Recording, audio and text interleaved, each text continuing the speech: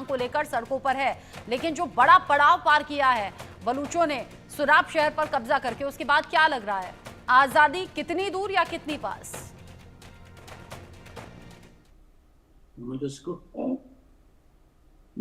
जी बहुत बहुत शुक्रिया। इससे पहले कि मैं बलूचिस्तान की आज़ादी के मौजू पर आपसे बात शुरू करूं, मैं शुरकाए गुफ्तगू और आपके सुनने वालों के लिए एक निहायत अहम नुक्ता की तरफ तवज्जो दिलाना चाहता हूं, और वो ये है कि जिस जोग्राफियाई यूनिट का नाम पाकिस्तान रखा गया है, पाकिस्तान का लफ्ज़ एक झूठा और मुनाफिकाना हाइपोक्रेटिक लफ्जी कंपोजिशन या तरकीब है। यह लफ्ज फारसी जुबान के अल्फाज से बनाया गया है। पाक यानी शुद्ध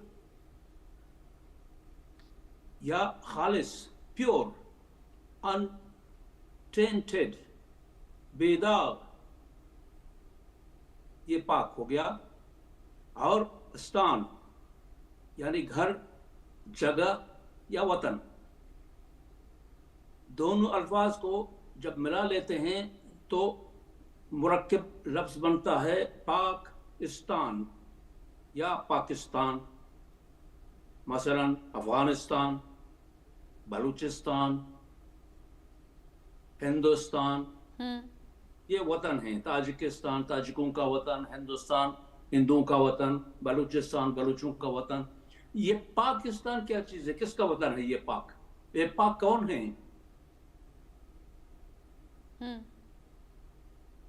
यानी ये जो मुल्क जो सबसे ज्यादा नापाक है, उसका नाम पाकिस्तान रखा गया है।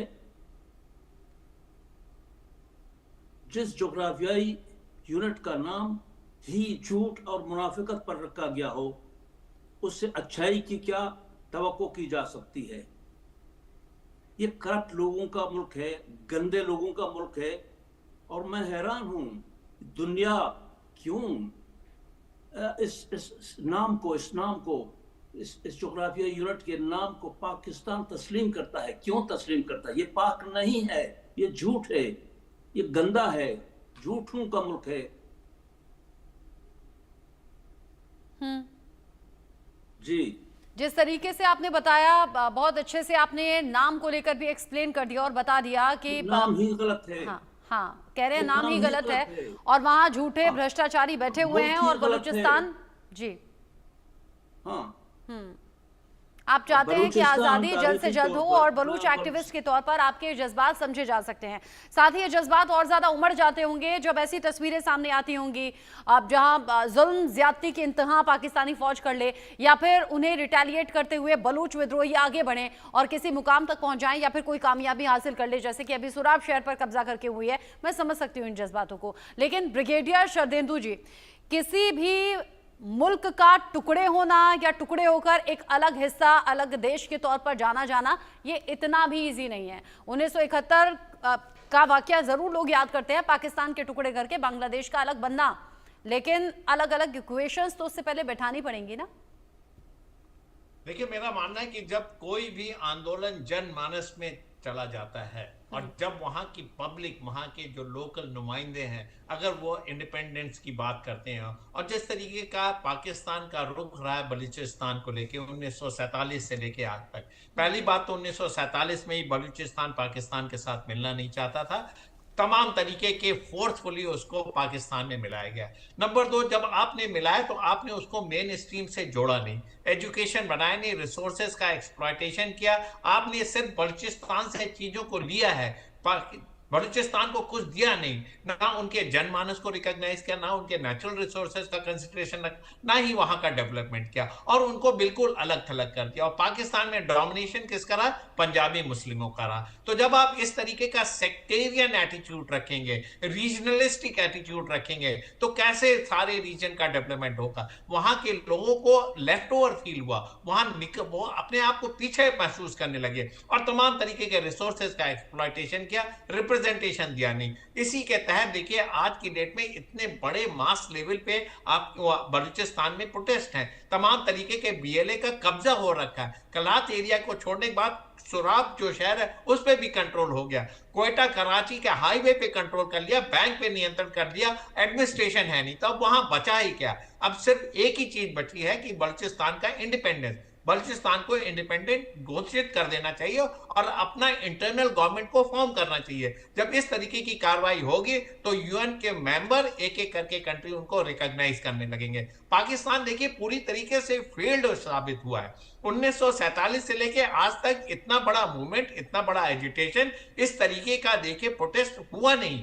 होता क्यों है? क्योंकि वहां की आर्मी जो है वो अपने आप को अलग समझती है। वहां प्रोटेस्ट होता है तो आप उसका दमन करते हैं, आप वहां पे तमाम तरीके की कत्ले करते हैं, तमाम तरीके के आप जुल्म करते हैं, वहां पे एजुकेशन नहीं फैलने देते हैं। जब इस तरीके का माहौल हो जाएगा तो क्यों आप किसी कंट्री से एसोसिएट करेंगे? और जब पाकिस्तान की बात होती तो ये चारों स्टेट को आपको बराबर से इंपॉर्टेंस देना चाहिए था। खैबर पख्तूनख्वा का भी यही हाल है। सिंध के समय भी एनक्यूएम का मूवमेंट चला था, वो भी अलग होना चाह रहे थे। मुजाहिद मूवमेंट हुआ आपके यहाँ। अब बलूचिस्तान देख लीजिए, आप सेगमेंटेड होते चले जा रहे हैं क्योंकि आपकी सोच सेगमेंटेड है। आपने देश को फॉर्म किया एंटी इंडिया सेंटीमेंट्स पे। एक आदमी के जो जिद थी उसकी वजह से देश एग्जिस्टेंस में आया, अदरवाइज पाकिस्तान तो एग्जिस्ट करता ही नहीं था। ठीक बोला, पाकिस्तान का नाम अगर आप उसकी व्याख्या करें तो वो एग्जिस्ट ही नहीं करता है, तो ग्राउंड पे आप जीरो है। और आज की डेट में शहबाज शरीफ क्या कर रहे हैं? आसिम मुनीर को आप जो लूजिंग बैटल है उसको आप फील्ड मार्शल बना देते हैं, आप उनको रिवॉर्ड देते हैं। आपकी आर्थिक स्थिति है नहीं कि आप सारे स्टेट को चला सके। आप सेना के जाके गोद में बैठे हुए हैं। आईएसआई का जो नेटवर्क है उसको आप तमाम तरीके की मदद करते चले जा रहे हैं। जब आप देश की संरचना इतने गलत पैमानों पे करेंगे, जब आपका एग्जिस्टेंस ही नहीं रहेगा, आप वेलफेयर स्टेट है ही नहीं, आप एक नुमाइंदे के लिए काम कर रहे हैं और सेना पूरी तरीके से डोमिनेट कर रही है, तो नेचुरली इस तरीके के एजिटेशन होंगे। इसमें मेरा मानना है कि देखिए आपके नेबर बड़े शरीफ है। हिंदुस्तान अगर एक धक्का और दे तो बलूचिस्तान एक देश क्रिएट हो सकता है, लेकिन हमारी पॉलिसी जो है हम इनके इंटरनल मैटर में इंटरफेयर नहीं करते। ये स्वतः ही टूट जाएगा। पीओके अपने आप ही हिंदुस्तान में आके मिलेगा, बलूचिस्तान अपने आप ही इंडिपेंडेंट होगा।